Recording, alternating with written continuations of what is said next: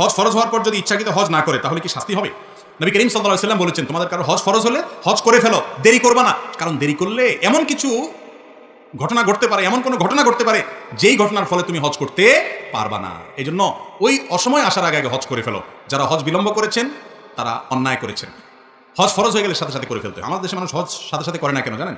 কারণ অনেকে মনে করে যে হজ করে ফেললে আর আকাম কুকাম করা যায় না, এত জোয়ান বয়সে হজ করে তাহলে মুসিবত, অনেক এখন আকাম কুকাম বাকি আছে, এগুলো এত সকাল বন্ধ করে দিলে কেমনে হবে? আমি বলি ভাই, কোন হুজুর আপনার এই মাসালা দিছে যে হজ করলে আর আকাম কুকাম করা যায় না? কি বলছে? কোথায় পাইছে হজ করলে আকাম কুকাম করা যায় না? ফালতু কথা এটা। হজ করলে আকাম কুকাম করা যায় না এই কথা নাই কোথাও। আপনি হজ করার আগেও আকাম কুকাম করবেন না, হজ করা ছাড়াও করবেন না, ঠিক না? ঠিক। হজ করলে আর আকাম কুকাম করা যাবে না এর মানে হলো হজ না করলে করা যাবে, এর মানে এটা না? আসলে কি তাই? হজ না করলে কি অপকর্ম করা যাবে, খারাপ কাজ করা যাবে, হারাম কাজ করা যাবে?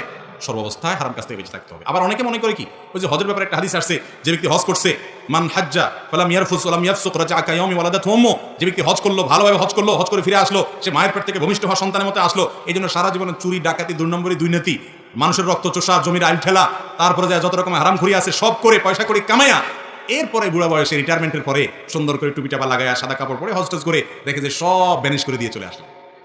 এত সোজা? ভাইরা মা, এটা ভুল ধারণা। তাহলে ওই যে হাদিসে আসছে হজ করলে নিষ্পাপ হয়ে যায়, তার মানে কি? তার মানে হলো বান্দার হক যদি থাকে সেটা আপনাকে আদায় করতে হবে। আপনার ছোটখাটো গুনাহ আছে, কবিরা গুনাহ থেকে আপনি তওবা করেছেন, তাহলে হজের মাধ্যমে নতুন খাতা করলেন আপনি। কিন্তু মানুষের হক নষ্ট করেছেন বা বড় কোনো অপরাধ করেছেন, তওবা করেন নাই, সেগুলো কি হবে না? হজের মাধ্যমে মাফ হবে না।